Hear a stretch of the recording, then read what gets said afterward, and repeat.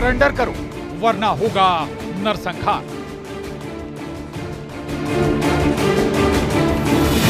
क्या पुतिन का ये आखिरी अल्टीमेटम है? क्या 50,000 यूक्रेनी सैनिक मारे जाएंगे? पुतिन ने क्यों पलटी ट्रंप की बाजी? यूक्रेन और यूक्रेनी सेना की स्थिति बहुत ज्यादा खराब हो चुकी है। हालात ये हैं कि एक तरफ अमेरिका के राष्ट्रपति ट्रंप पुतिन का नाम लेकर जेलेंस्की पर हमला कर रहे हैं, तो वहीं दूसरी तरफ पुतिन यूक्रेन को सीधी चेतावनी दे रहे हैं कि यूक्रेनी सेना कुर्स्क में तुरंत सरेंडर कर दे वरना बुरी तरह से मारी जाएगी। हम आपको दिखाने जा रहे हैं क्यों ट्रंप ने कहा कि अगर कुर्स्क में राष्ट्रपति जेलेंस्की ने पुतिन की बात नहीं मानी तो सेकेंड वर्ल्ड वॉर के बाद का सबसे बड़ा नरसंहार रूसी सेना के हाथों हो जाएगा। हम आपको दिखाने जा रहे हैं यूरोपीय देश फ्रांस, ब्रिटेन, जर्मनी और पोलैंड जैसे देश क्यों जेलेंस्की से कह रहे हैं कि अगर कुर्स्क में रूस की बड़ी जीत हुई तो यूक्रेन के साथ साथ यूरोप के कम से कम 6 देशों पर पुतिन का रूस कब्जा कर लेगा।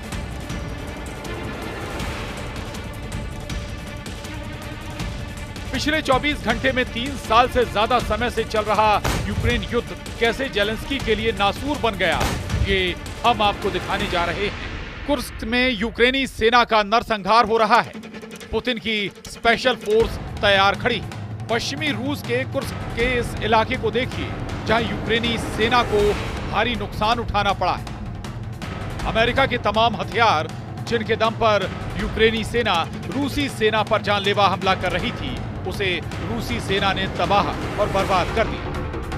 यूक्रेनी सेना जो सितंबर 2024 से फरवरी 2025 तक खुद को शिकारी समझ रही थी, वो यूक्रेनी सेना अब खुद शिकार हो रही है। पिछले 15 दिनों में ही 18,000 से ज्यादा यूक्रेनी सैनिक मारे जा चुके हैं, जबकि सैकड़ों की तादाद में यूक्रेनी टैंक, तोप, बख्तरबंद वाहन और हवित्जर तोप के चीथड़े रूसी सेना ने उड़ा दिए हैं। हालात ये हैं कि जो जेलेंस्की सोच रहे थे कि कुर्स्क इलाके पर कब्जा करके पुतिन को घुटनों पर ला दें, वो जेलेंस्की अब पुतिन के ऐसे फंदे में फंस चुके हैं जहां पर यूक्रेनी सेना के नरसंहार पर बड़ा खतरा पैदा हो गया।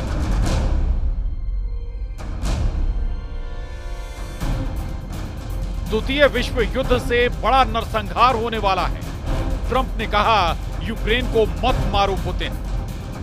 खुद रूसी राष्ट्रपति व्लादिमीर पुतिन ने रूसी क्षेत्र कुर्स्क में घिरे यूक्रेनी सैनिकों से आत्मसमर्पण करने का अल्टीमेटम दिया है और कहा कि यदि यूक्रेनी सैनिक हथियार डालकर आत्मसमर्पण करते हैं तो उनकी जान बख्श दी जाएगी और सम्मानजनक तरीके से सुरक्षित रखा जाएगा।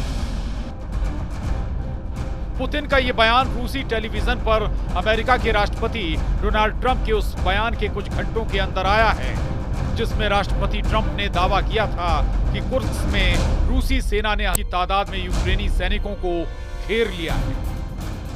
राष्ट्रपति ट्रंप ने रूसी राष्ट्रपति पुतिन से अपील की थी कि वो यूक्रेनी सैनिकों की जान बख्श दें। राष्ट्रपति ट्रंप ने सोशल मीडिया पर की गई पोस्ट पर लिखा था, हमारी रूसी राष्ट्रपति व्लादिमीर पुतिन से बहुत अच्छी और उपयोगी बातचीत हुई। इस खून खराबे वाले भयानक युद्ध को खत्म करने की बड़ी संभावना है, लेकिन इस समय हजारों यूक्रेनी सैनिक पूरी तरह रूसी सेना से घिरे हुए हैं और बेहद मुश्किल स्थिति में हैं। मैंने पुतिन से जोर देकर अनुरोध किया कि उनकी जान बख्शी जाए। ये बहुत भयानक नरसंहार होगा जैसा कि द्वितीय विश्व युद्ध के बाद कभी नहीं देखा गया। कुछ वॉर एक्सपर्ट्स का दावा है कि यूक्रेन में 50,000 से ज्यादा यूक्रेनी सैनिकों को चारों तरफ से रूसी सेना ने घेर लिया है। अगर रूसी सेना टैंक, तोप, ड्रोन और मिसाइलों से यूक्रेनी सेना पर हमला करती है तो लगभग 50,000 यूक्रेनी सैनिक रूसी सेना के हाथों मारे जाएंगे। अगर ऐसा होता है तो ये द्वितीय विश्व युद्ध से भी कहीं बड़ा सैनिकों का नरसंहार साबित हो सकता है। इस बीच व्लादिमीर पुतिन ने बताया यूक्रेनी सेना के हथियारों पर कब्जा हो चुका है। कुर्स्क से भागना यूक्रेनी सैनिकों के लिए असंभव है। इन्हें यहां घेर लिया गया है, ये निश्चित हो चुका है। अगर अगले कुछ दिनों में पूरी तरह से नाकाबंदी हो जाती है तो कोई भी बाहर नहीं निकल पाएगा। यूक्रेनी सैनिकों के लिए केवल दो विकल्प ही बचे हैं, या तो आत्मसमर्पण करें या मर जाएं। अब आप ये भी जान लीजिए राष्ट्रपति जेलेंस्की पुतिन के इस अल्टीमेटम पर क्या कह रहे हैं। यूक्रेन जोन से जो रिपोर्ट खुफिया इनपुट के आधार पर पश्चिमी मीडिया दिखा रहा है, उसके मुताबिक रूस ने अपने पश्चिमी कुर्स्क के सबसे बड़े शहर सुदजा को पूरी तरह से यूक्रेनी सेना से आजाद करा लिया है और यूक्रेनी सेना की बड़ी सप्लाई चेन को पूरी तरह से बंद कर दिया है। अकेले कुर्स्क में यूक्रेन की 10% सेना सरेंडर करने को मजबूर हो सकी, लेकिन जेलेंस्की का दावा है कुर्स्क में अभी भी यूक्रेनी सेना की रूसी सेना पर बढ़त है। यही वजह है कि ट्रंप को डर है कि कहीं यूक्रेन के हजारों सैनिक कुर्स्क में न मारे जाएं। कुछ रिपोर्ट्स में दावा किया गया है कि राष्ट्रपति जेलेंस्की को कुछ यूरोपीय देशों ने इस बात का दबाव बनाना शुरू कर दिया है कि अगर यूक्रेनी सेना रूसी सेना के सामने कुर्स्क में सरेंडर करती है तो ये सिर्फ यूक्रेन की नहीं बल्कि यूरोप का भी सरेंडर माना जाएगा।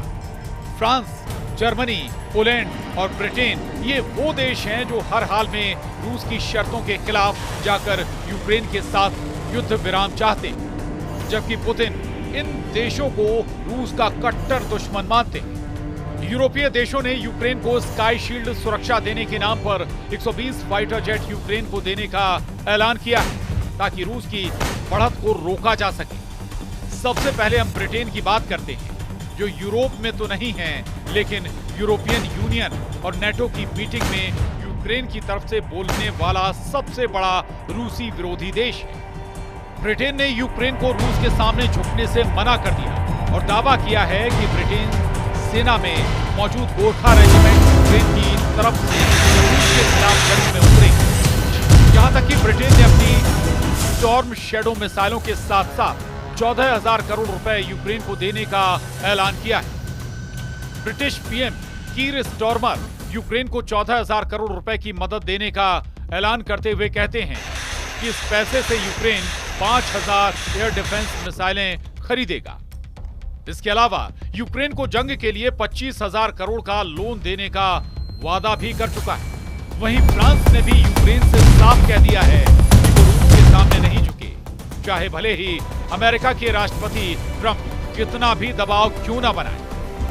फ्रांस ने तो यूक्रेन के साथ साथ पूरे यूरोप में फ्रांस के परमाणु बम तैनात करने का ऐलान कर दिया है, जबकि जर्मनी ने तो यूक्रेन को अपनी सबसे एडवांस मिसाइलें देने का ऐलान कर दिया। वहीं पोलैंड ने साफ कह दिया है कि यूक्रेन की मदद के लिए पोलैंड नेटो सेनाओं के साथ रूस का मुकाबला करने को पूरी तरह से तैयार है। ऐसे हालात में अंदाजा लगाया जा सकता है कि पुतिन क्यों कुर्स्क में यूक्रेनी सेना का सरेंडर करवाना चाहते हैं। अगर कुर्स्क में यूक्रेनी सेना के 50,000 सैनिक सरेंडर करेंगे तो इसका मैसेज क्लियर जाएगा कि यूक्रेन ने ही रूस के कुर्स्क पर हमला करके कब्जा किया था, जिसे रूसी सेना ने आजाद करा लिया। यानी रूस यहां हमलावर नहीं बल्कि यूक्रेन हमलावर साबित होगा। इन सब के बीच रूस के राष्ट्रपति व्लादिमीर पुतिन ने बताया, रूस के कुर्स्क क्षेत्र में पूरी तरह से हमारे नियंत्रण में हमारे क्षेत्र पर आक्रमण करने वाले यूक्रेनी सेना के समूह को अलग थलग कर दिया गया है। ये पूरी तरह से अलग थलग हैं और हमारा पूरी तरह से कंट्रोल है। आक्रमण के क्षेत्र में यूक्रेनी सेना का नियंत्रण खत्म हो गया है। सचमुच शुरू के 1 या 2 सप्ताह पहले यूक्रेनी सैनिकों ने छोटे समूह में निकलने की कोशिश की, लेकिन अब ये संभव नहीं है। रूस ने कुर्स्क पर दोबारा लगभग कब्जा करके यूक्रेनी राष्ट्रपति वोलोदिमीर जेलेंस्की की उम्मीदों पर पानी फेर दिया है। जेलेंस्की रूसी राष्ट्रपति व्लादिमीर पुतिन के साथ बातचीत की मेज पर कुर्स्क के बदले बड़ी डील की आस में थी, लेकिन रूसी सेना ने कुर्स्क क्षेत्र के सबसे बड़े शहर सुदजा पर फिर से कब्जा कर जेलेंस्की की आस को तोड़ दिया। अब जेलेंस्की के पास कोई ऐसा विकल्प नहीं। हम आपको बता दें कि कुर्स्क में यूक्रेनी सेना के खिलाफ रूसी सेना ने एक पुरानी बंद पड़ी गैस पाइपलाइन से ऐसा खतरनाक ऑपरेशन किया जिसने कुर्स्क में यूक्रेनी सैनिकों के चीथड़े उड़ा दिए। जानकारी के मुताबिक कुर्स्क क्षेत्र में बंद पड़ी गैस पाइपलाइन में रूस की स्पेशल फोर्स ने रेंग कर और झुककर लगभग 15 किलोमीटर की दूरी तय की। लगभग 1.4 मीटर की मोटाई वाली इस पाइपलाइन से रूसी स्पेशल फोर्स उस ठिकाने पर पहुंच गई जहां यूक्रेन के हजारों सैनिक मौजूद थे। जैसे ही रूसी स्पेशल फोर्स को मौका मिला, उन्होंने यूक्रेनी सेना पर हमला करके उनका सफाया कर दिया और इलाके पर कब्जा कर लिया।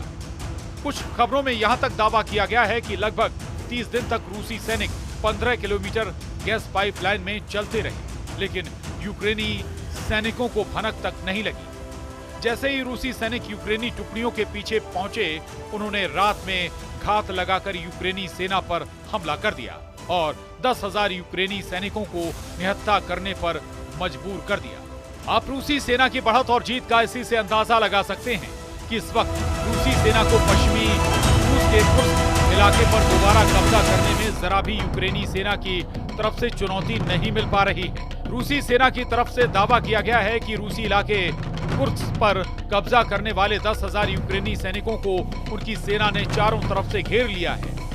रूसी सेना ने अपने कुर्स्क को यूक्रेनी सेना से आजाद कराने के लिए जमीनी और हवाई हमलों की झड़ी लगा दी है। रूस के टैंक, तोप और बख्तरबंद वाहनों के हमले इतने तीव्र हैं कि यूक्रेनी सेना कुर्स्क इलाके के कम से कम 136 मोर्चे से भाग गई। रूस के पैदल सैनिक तेजी से यूक्रेन के मोर्चों पर कब्जा करने लगे। यूक्रेन सेना इस वक्त इसलिए कुर्स्क में बुरी तरह से हार रही है क्योंकि अमेरिका से मिले हिमास रॉकेट अमेरिकी सहायता के बिना सटीक हमला नहीं कर पा रहे हैं। दावा किया जा रहा है कि 50,000 यूक्रेनी सैनिकों को कुर्स्क में रूसी सेना ने इस तरह से घेर लिया है ताकि वो जल्द से जल्द सरेंडर कर दें। रूस ने कुर्स्क के साथ साथ डोनेत्स्क और ओदेसा में क्लस्टर बमों से यूक्रेनी सेना पर हमला किया, जिसकी वजह से यूक्रेनी सेना के 24 घंटे के अंदर 1200 से ज्यादा सैनिक मारे गए।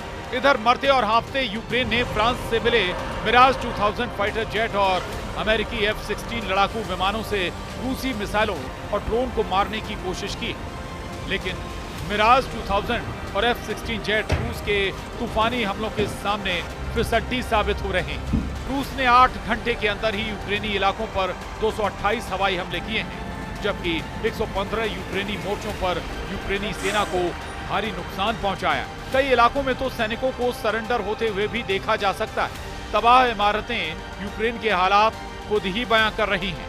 रूसी सेना के तूफानी हमलों ने सारे रिकॉर्ड तोड़ दिए हैं।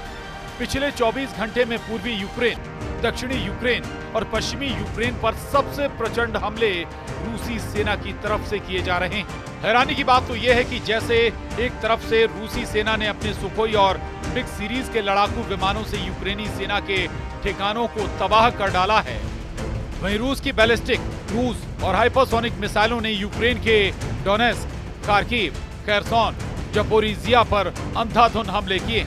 रूस के मिसाइल हमलों के बाद जलते यूक्रेन के डोनेत्स्क इलाके की तस्वीरें देखिए। दावा किया जा रहा है कि रूस के हवाई हमले में 11 से ज्यादा यूक्रेनी मारे गए हैं, जबकि 30 से ज्यादा घायल हुए हैं। हम आपको बता दें कि अमेरिका ने सैटेलाइट तस्वीरें यूक्रेन को देना बंद कर दी, जिसके बाद रूस के तूफानी हमलों की लहरें एक के बाद एक आ रही हैं। वॉरजोन से आई खबरों के मुताबिक यूक्रेन के डोनेत्स्क इलाके डोब्रोपिल्या शहर में 8 इमारतें पूरी तरह से जलकर राख हो गईं। अब जरा रूस के हवाई हमलों की दूसरी तस्वीर देखिए, जिसने यूक्रेन के ओदेसा शहर को जलाकर भस्म कर दिया है। दावा किया जा रहा है कि यूक्रेन के दक्षिणी काला सागर बंदरगाह ओदेशा में भयंकर तबाही हुई। यहाँ पर रूस के दर्जनों ड्रोन ने एक साथ हमला किया। ओदेसा में रहने वाले यूक्रेनी लोगों का दावा है कि रूस ने इसके पहले इतना बड़ा हमला ओदेसा पर पहले कभी नहीं किया था, लेकिन जब से ट्रंप ने यूक्रेन को सैन्य और खुफिया सूचना बंद की है, रूसी सेना के हमलों में बेतहाशा बढ़ोतरी हो गई है। राष्ट्रपति जेलेंस्की भी रूसी हमलों को लेकर अमेरिका और यूरोप से फिर गुहार लगाने लगे हैं। वैसे हालात में अगर कुर्स्क में यूक्रेनी सैनिक सरेंडर नहीं करते हैं तो फिर पुतिन की रूसी सेना 50,000 यूक्रेनी सैनिकों का पूरी तरह से सफाया कर देगी। और अगर ऐसा होता है तो फिर यूक्रेन के साथ साथ यूरोप और नेटो के कम से कम 6 देश रूस से सीधी जंग में कूद पड़ेंगे। अब देखना होगा कि ट्रंप दबाव बनाकर जेलेंस्की से कैसे यूक्रेनी सेना का सरेंडर कुर्स्क में कराते हैं। Bureau report, news 18।